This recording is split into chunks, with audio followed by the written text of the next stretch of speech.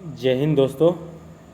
हम आज इकोनॉमिक्स की क्लास लेके आए। इसमें आपके लिए आपको बताएंगे कि आय यानी इनकम ये कितने टाइप की होती है और इनकम क्या होती है।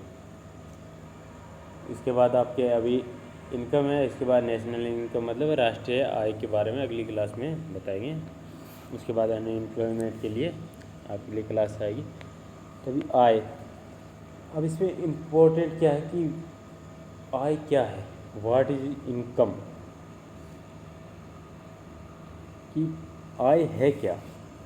आय की कोई तो डेफिनेशन होती होगी।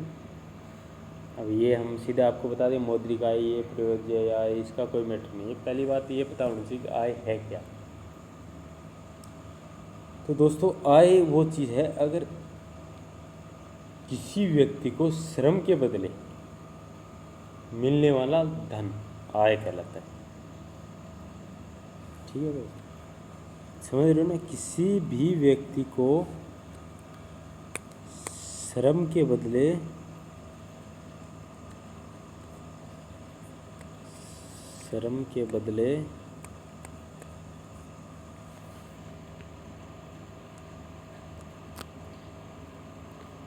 मिलने वाला धन आय कहलाता है।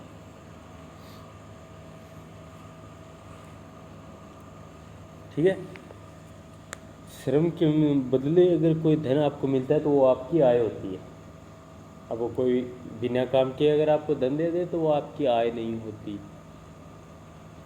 अगर कोई आपको गिफ्ट दे रहा है तो वो आपकी आय में काउंट नहीं होता। और टैक्स हमेशा आय पर लगता है, ये बात ध्यान रख लेना। टैक्स हमेशा आय पर लगता है। वैसे आपको लग रहा होगा कि आप टैक्स नहीं देते। हाँ, इंडिया में क्या 95-90 के लगभग लोगों को लगता है कि वो टैक्स नहीं देते।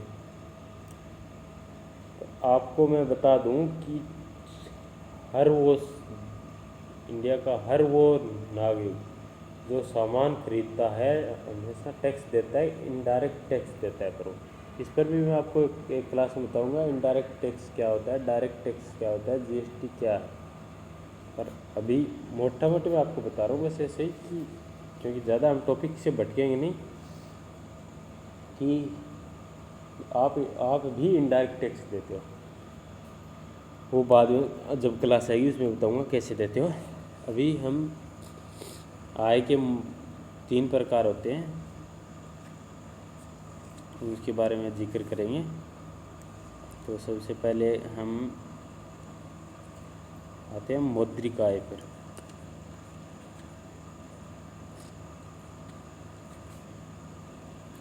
मौद्रिक आय, मॉनिटरी इनकम, ये क्या होती है। आपने मौद्रिक नीति सुनी होगी ना, मॉनिटरी पॉलिसी जो आरबीआई जारी करता है। पर ये क्या होता है, मौद्रिक आय क्या होती है। इसमें क्या होता है, अगर आप कोई काम करते हो उसके बदले आपको पैसा मिलता है।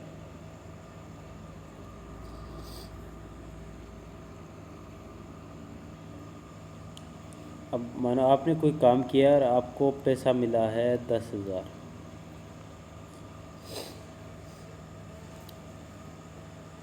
ये 10,000 क्या है, ब्लैक मनी है या वाइट मनी है, कोई बता सकता है। ये 10,000 ब्लैक मनी में आता है। ठीक है दोस्तों, ये 10,000 ब्लैक मनी में आता है। और अगर आप इसमें से टैक्स दे देते हो, जैसे 10,000 में से कितना, अब उन्होंने मान लो 500 रुपया आपने टैक्स दे दिया, तो पीछे बचा आपके 9500, मतलब 9500 रुपये बचा। ये होती है वाइट मनी। अब आपने बहुत ऐसे सुने हो, हम ब्लैक, जैसे मोदी ने सुना हो, मोदी जी ने अपने प्रधानमंत्री जी ने चुनाव लड़ा था उसमें कि वाइट मनी कर देंगे, अपनी ब्लैक मनी लेके आएंगे ये वो।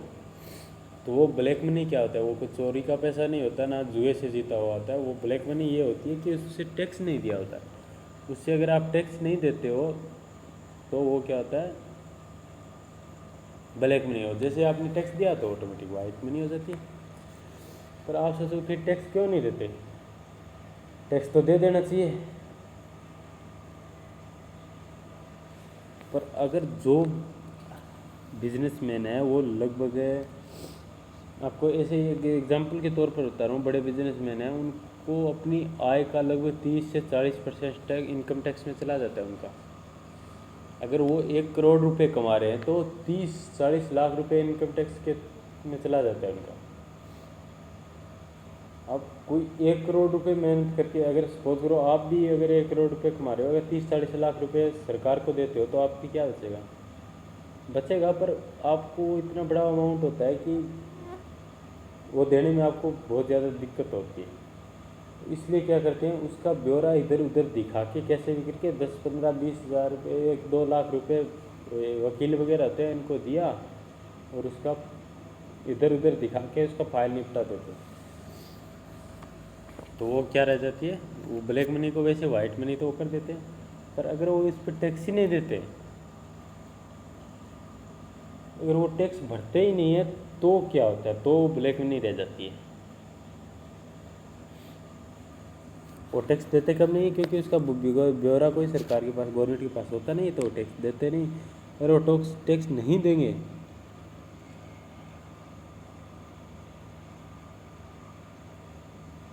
तो होती है ब्लैक मनी। और जो बिना टैक्स दिए पैसा होता है, अगर आप इसमें बता रहा हूँ 10,000 कमा रहे हो, अगर 500 रुपये टैक्स लगता है, बाकी आपके पास 9500 रुपये बचते हैं। ये जो 10,000 रुपये ना जो आप कमा रहे हो, ये होती है मौद्रिक आय। ये आपकी क्या है, 10,000 रुपये मौद्रिक आय। और उसके बाद में हम सेकंड में पढ़ेंगे प्रयोज्य आय। प्रयोज्य आय,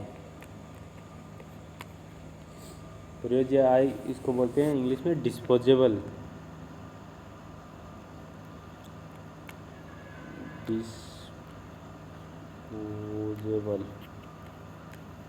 डिस्पोजेबल इनकम,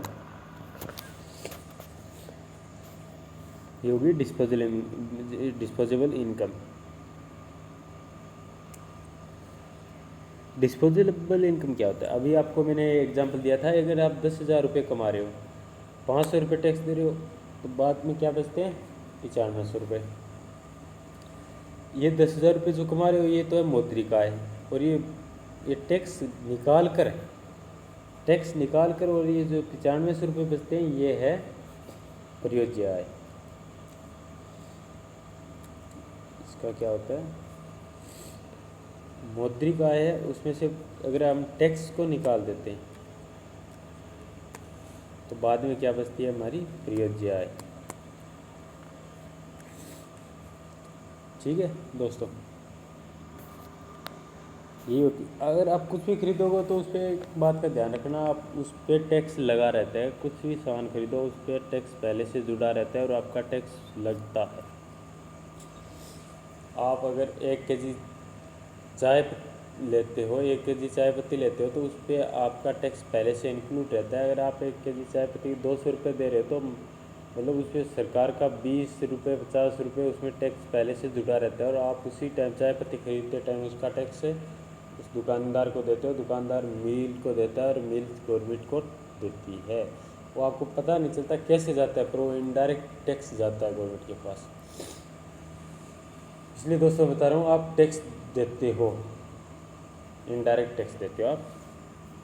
डायरेक्ट टैक्स लगभग 5 या 10% लोग देते हैं इंडिया में। अब अपने तीसरे आ जाता है रियल इनकम या वास्तविक आय।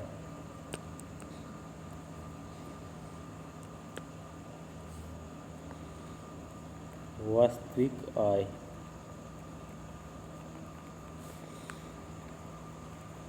रियल इनकम,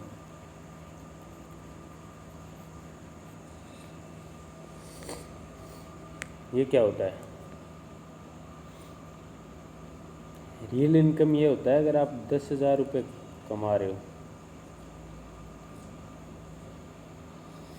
और उस पर जितनी भी आपकी लागत है, अगर आपने किसी से मतलब जितनी भी आपकी लागत है इसमें से मैंने अपने टैक्स दे दिया, जो भी सामान खरीदा, जो भी घर पे यूज़ हुआ, जो आपका पर्सनल यूज़ हुआ, सब लागत को क्या करते हैं इसमें, लगभग लागत या जो कर्ज होता है, उसके बाद जो कर्ज होता है उसको माइनस कर देते हैं। उसके बाद बचती है रियल इनकम। रियल इनकम जिसको RI बता सकते हैं, RI से दर्शाते हैं। तो ये होती है रियल इनकम। तो ये इनकम के ये 3 टाइप होते हैं। ये होगी आपकी इतनी सी छोटी सी इनकम, ये है आपकी इनकम।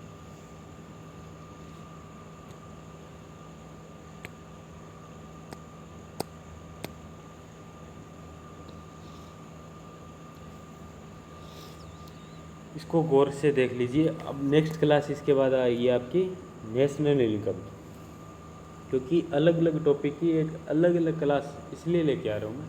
आप सोचो छोटा सा टॉपिक है, एक साथ कर दूँ, क्योंकि एक साथ करूँगा तो आपके क्या माइंड में मिक्सअप हो जाएगा पूरा सिस्टम। आप आय की में ये था या राष्ट्रीय आय में ये था, क्या हो गया, आपके बिल्कुल माइंड ब्लास्ट कर जाएगा। इससे बेटर ये रहेगा कि मैं छोटी छोटी वो बेशक पर आपको अलग अलग क्लास दूँ।